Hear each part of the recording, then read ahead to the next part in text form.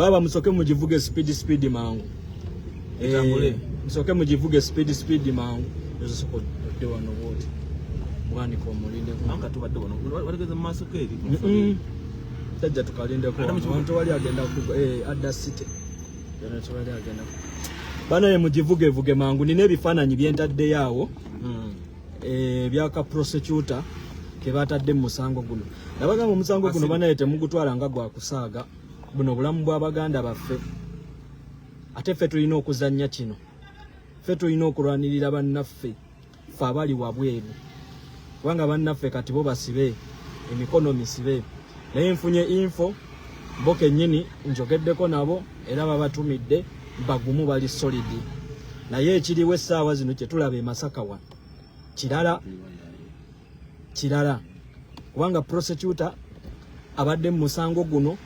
bamukyusizza ne baleeta akavubuka waka amacha oba kali ku training erinnya mulirabyeke kandi hako Abrahamu akandi hako Abrahamu akandi hako era bebo nokogera amanya gaako katya okugogera era tukozesezza lukujjukujjo ofuna amanya gaako wakwanga naffe tuli bagezigezi era tulwanye ekifaananyi tukifune ebifaananyi mbitaddeyo banaye musaasaanye ebifaananyi ebyo kana kasajja tukalage nti kyekazzeemu okitegeera kave mu muzannyo kakimanye nti keesi gye kazzeemu y'abalwanyi twagala kagenda otuuka ewako okuddayo nga kekabunye ku intaneti oba nfuna bulungi nnyo kino kye tulina okusookerako kye tulina okutandikirako si kuyiga buyizi babuleeta ne babuteekawo intentionally nga tekamanyi n'ebyokwogera tekamanyi kalina kufuna bufunyi orders gwe prosecutor kyabeera mu kooti wakati ng'ayogera nakama kooti ejjudde wabula n'okwogera tasobola kwogera afulumya statement emu I need protection of the court protect me wano misango ki gye basoma wano misango ki gye basoma so baganda baffe kinnuma nnyo yadde baganda baffe bali solidi naye ekiri wano e Masaka nabagamba firimu zonna zizannyibwa Masaka baganda baffe bano bakwatibwa Kampala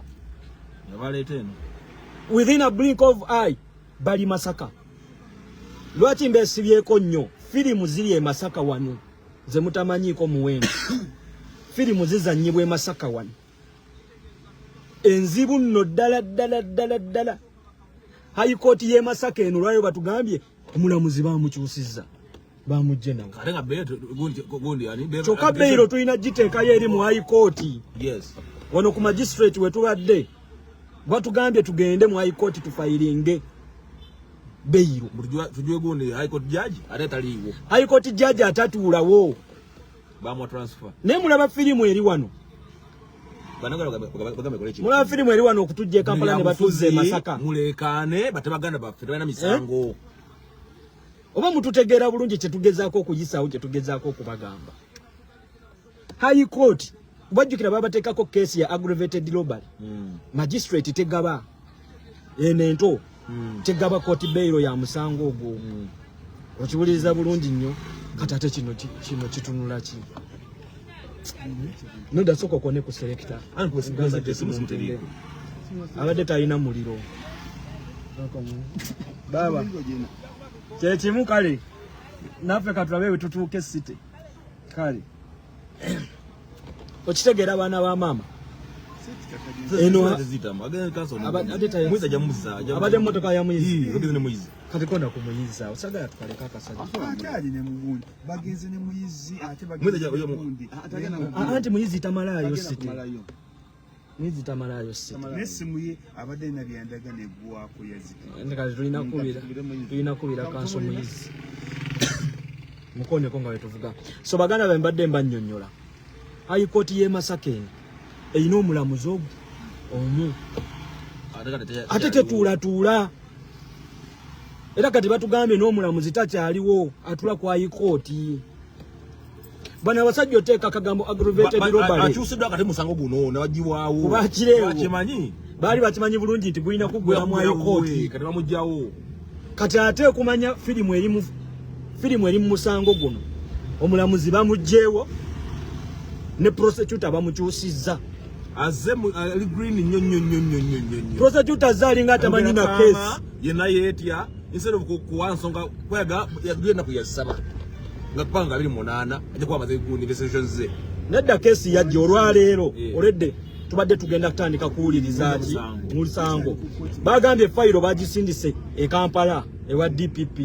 naye leero tutuuka wano nga fayiro y'abakireewo teriiwo nga teriiwo prosecutor atulaga nti bo tebalina na kunoonyereza kwe bakozeeko yadde omusango gwatiza mu kifo kimuusi ojuzi si wakuŋŋaanya gwali kumufu naye ng'omusango we gwali waliwo bannamawulire bonna baaliwo waliwo amasimu buli kimu kyonna kyali ku kamera naye bakulaga banoonya bujulizi so bannayuganda twewa omulimu baganda bange bantumye ne baŋŋamba mbasabe tukole ekirino ekisoboka kyonna byabufuzi kyetatuvuga kikwa kyabufuzi guno omusango w'abaganda baffe gwa byabufuzi ekyo natoka nti yisewo kese eno ya byabufuzi ate era nja kusaba bannabyabufuzi bonna mutuyambe temuzanyire ebyobufuzi ku baganda baffe ekyo tugenda kuba mukambwe bannabyabufuzi mukakira balina omwana omuto tubasabye temuzanyira ebyobufuzi ku baganda baffe ekyo tujja kuba bakambwe ekyo nkibabuulidde byonna bye mukola mubikole nga mumanyi tetwagala byabufuzi mu musango gw'abaganda baffe mwebale nnyo abatambuza ekintu kya bbalamu ekyo kyo twakikubye mwebalire ddala olwo lukwe lwo lwabaddewo olwo lwo twaluyiye kakati neekiriwo tusooke tukole ekyetaagisa ako ka prosecutor ke tutadde awo ebifaananyi byako bitaddeyo tusooke tulabiseemu abamanyi ku famire y'aka prosecutor ako information mugituwe abaana ku tiktok omulimu guugwo mutandike tutandikire awo ono prosecutor tumulage nti bwe yazze teyazze mu kusiika binyomo teyazze mu kusiika mberenge so baganda baffe kyekyo kozi n'ekirala naye newe katutambule katudde site baabo bannayuganda munajja bamumanya ekintu kimu wetuli gavumenti yatutidde nnyo twaleka ekiseera emabega nga bannabyabufuzi basinga emisango mu nsi bagaba besigya n'emisango 100 kasabata n'emisango 100 saawa zino gavumenti ete abantu babulijjo bafuutu soja abatalina wesimbyewo abatalina musango manye ekintu kimu bano abantu bavunaanibwa byabufuzi batufuula bize security ya Kyagulanyi ya president waffe bagagimujjako bonna bananuwa mutwe naye bagamutwala ne edi mutwe bagamutwala bonna bana bagwewo mukole ekintu kimu tulekanire ensi eno batuwa abantu baffe baba Fred ebifaananyi by'akasajja mbitaddewo baba Fred investigations zitandike baba Fred ebifaananyi mbitaddewo awo mwana wa mama akasajja kano njate Secretary David mugambo linenuwa mutwe select obali na yadaga muli wa meya namanja David no muleta batugere tumulinde omanyi simanyi ati kata wadombozi zo batumuleta ba ajakuja naye baba Fred munaye abaana basoke batukolera omulimu ogwo tusoke tutuzeemu mu mundu mu kasajja ako ka prosecutor amanya nga ataddewo awo amanyifaanire amanyiki investigation tutandikira awo kubanga akasajja kabalaata bubalaasi ne byakaliko tekabitegeera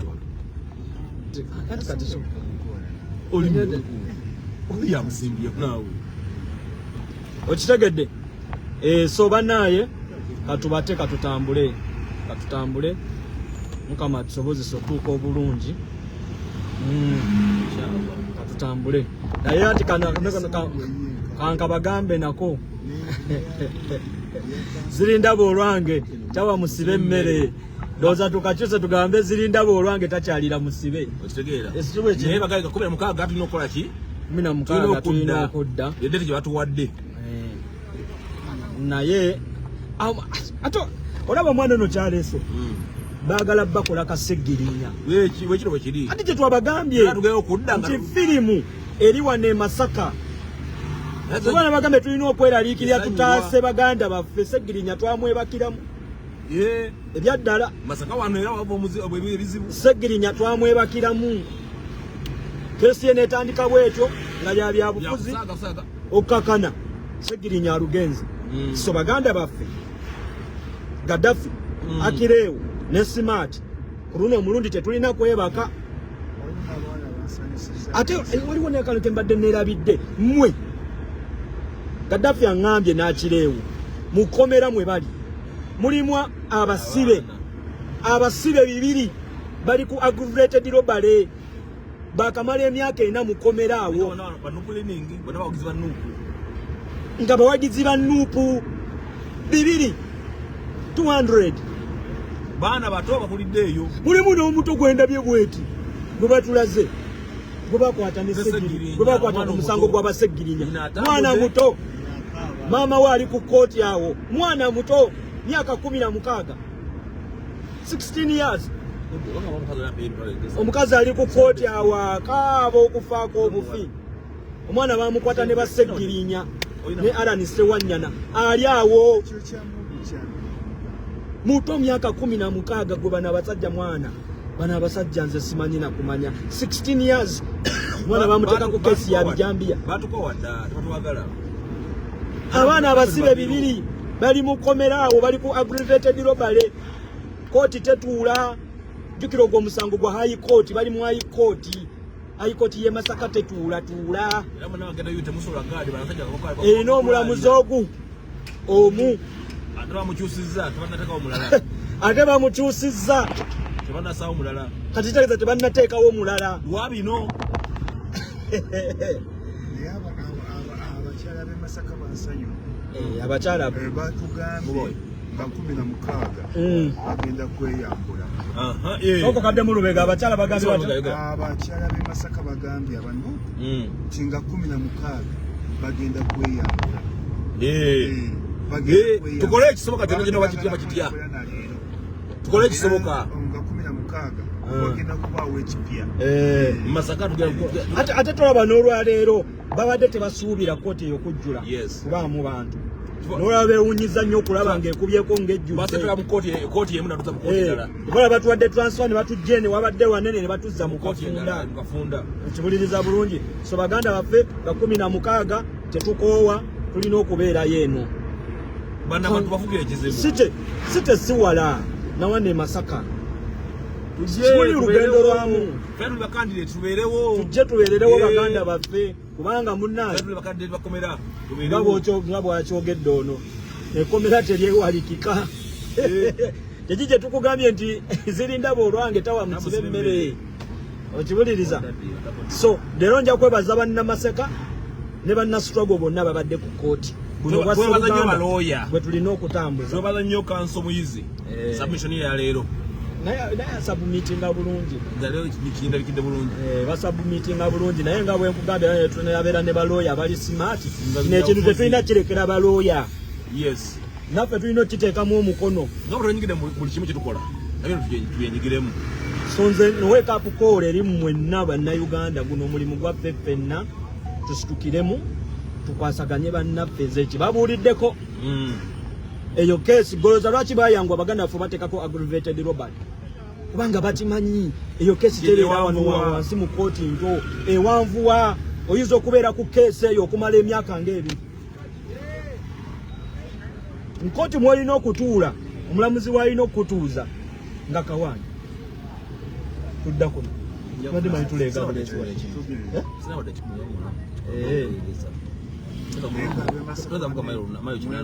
Kantekeko wano batuweeyo ku mafuta. Kantekeko wano batu. Bana mutuweeyo ku mafuta wano bana ba mama. Kantekeko wano akanamba batuweeyo ku mafuta. Chero ati tukaba wano. Ja tuterako.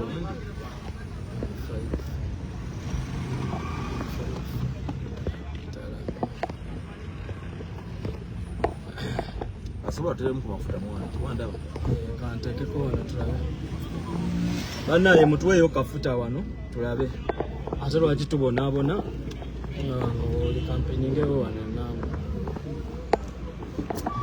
Bana bassebo mutuyiyizeyo kafuta wano tulabe tugatte tuve wano. So ekyo baganda bange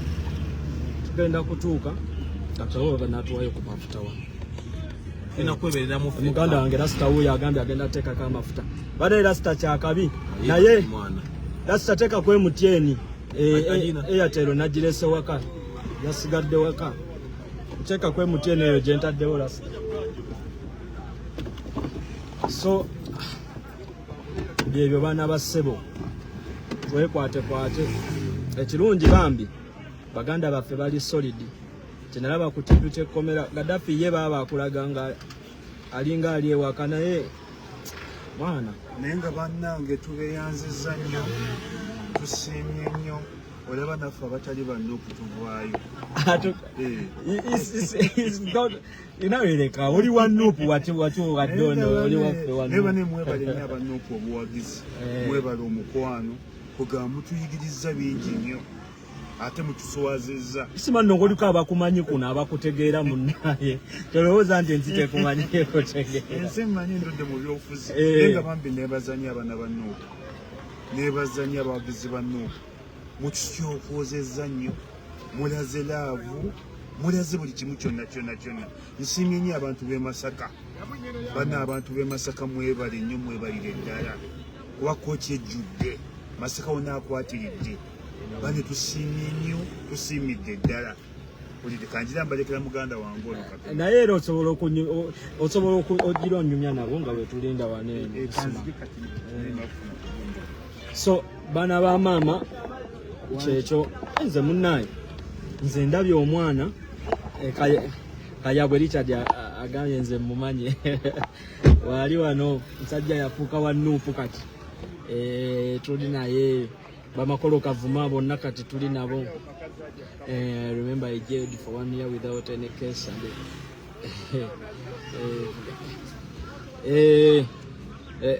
that's amazing. Ekizike kituuse wano. Ekizike kituuse wano mwana wa ssebo. Ekizike kituuse wano. Ekyakabi nnyo Rasita. Bannaye n'abanaasobola abalala mutugattire ko Rasita ekizike kituuse nkirabye wano. Ekizike kituuse nkirabye wano. Otuyiwamu ndayika ng'ekyekumi kijja tutuuse site. Ekyekumi kijja tutuuse site. Bannaye tweyanziza nnyo Rasita. Ekizike kituuse mwana wa ssebo. So byebyo baganda baffe Brian angambye yisimu okuva ekibibi. Amunaye tukozeeko ate obuzibu bwammwe musobola okubeerawo ku ssimu ne mutuwa order naye si byangu nga we mubiraba awo. Era mutwebaze nnyo n'okuba ebifaananyi mu kkooti awo. Mutwebaze nnyo nti tukozesa lukujjukujju na kibuli. Okiwuliriza nkirabye Rasita wano. Nkirabye ekizike kituuse Rasita. Nkirabye wano mwana wa ssebo. Tweyanzizza nnyo Rasita. Kituuse wano kituddeko. Nkirabye wano aka message nkalabye. Mwe baganda baffe batuwa order kati badde mu kooti. Nyizeeko kalaivu kange mu magezi. Omwana ngamba nuwa mutwe sound volume. Ate olaba ka prosecutor koogera nga katalina mannyo mu kamwa. Tubuzeeko nokagamba gundi gwe batosobola kwogera vaayo. Nekagamba omulamuzi nti nsaba bukuumi mu kooti buno ozze kwogera toli ku microphone oyogera nga atalina mannyo. Fred muzee Isima agenda kujja adafunako okunywa wano. Agenda kujja ebana enfunyeyo n'akatwa ne waya wano etuuse tweyanziza nnyo muganda waffe waya etuuse wano kaya bwani gosaba amafuta gwe munaye bano abantu nabo baabuuka olutulabako bwe buti batira ddala kamera batira ddala ekifaananyi nkugambye kano ka prosecutor kagenza okubuuka ng'ekifaananyi twakifunye dda kati ne tudda ku lutalo lw'amannya okunoonya amannya ova ku prosecutor ng'atya n'okuwandiika amannya oggawa bakanso banne bwe bali mu musango n'agaana okuwaga netuwaaka neyagala kubula ab'e Masaka ki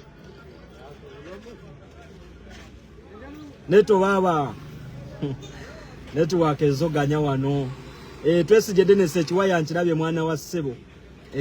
tweyanziza nnyo baabadde no ekiwaya kyatuuse mwana wa ssebo obaka network akateredde bannabuddu kiki ekibuga kya Ssaabasajja Kabaka kibeera kityanga network ya kuzoganya buzoganya so bana ba mama munaye tumwenyamu akekiyaye naye ng'embeera bweto bweri naye tusoke tukole omulimu ogwo etusoke tulabisa abantu bano bonna neno koti y'e Masaka simanyi lwaki kubazanyira firimu ezisinga bannaye tweyanziza nnyo amafuta gaffe gaweze baana ba ssebo mwebale nnyo mutusabire tutambule bulungi Twesigye nenza ngambe ekiri amafuta gaweze baana ba ssebo kati katutindigga olugendo tudde site mwebale nnyo baana ba ssebo katudde site mutusabire tutambule bulungi omanyiri nekkubo nalyo mwana siryangu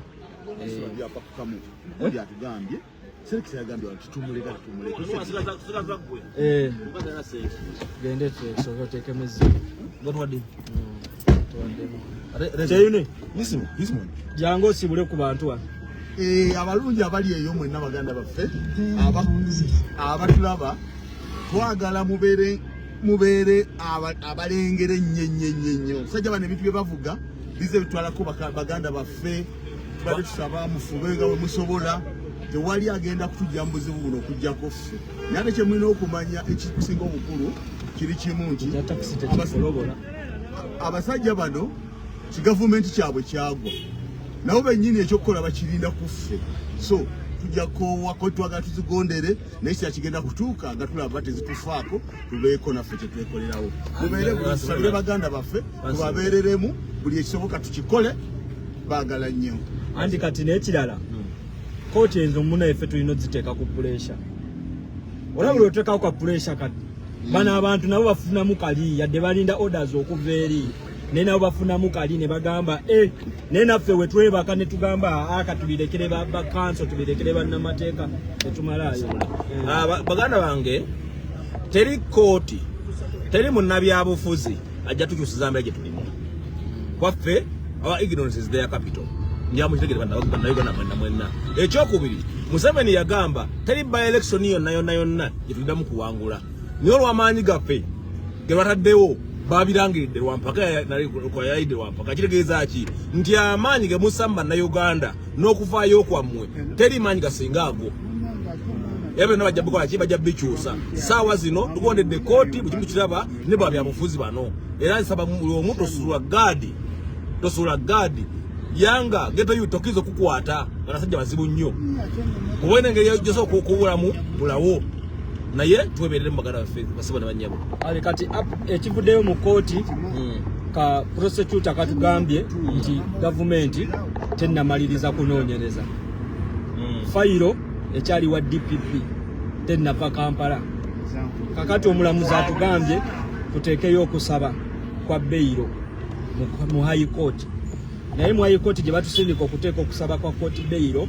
omulamuzi atuulayo bamukyusizza essaawa zino high court y'e Masaka terina mulamuzi gye batusinze gye batugambye tusabe beyiro kakati kooti ne bagyagijaninga ne bagyongerayo paka nga 16 April si gwe gwokuna oguddako kitegeeza weeks 2 n'ekitundu okuva kati bwe tulina okudda ku kooti baganda baffe balina okukomezebwawo byabufuzi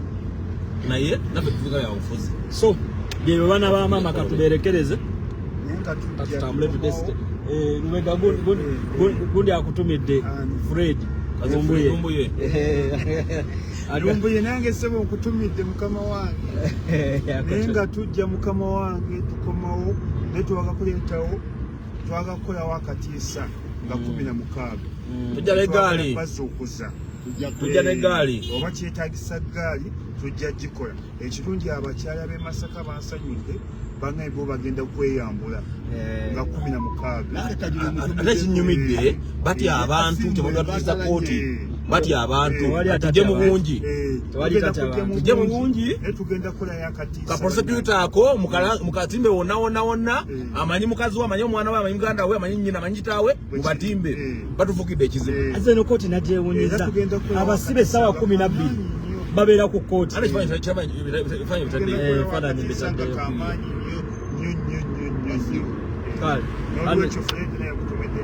ane katuberekereze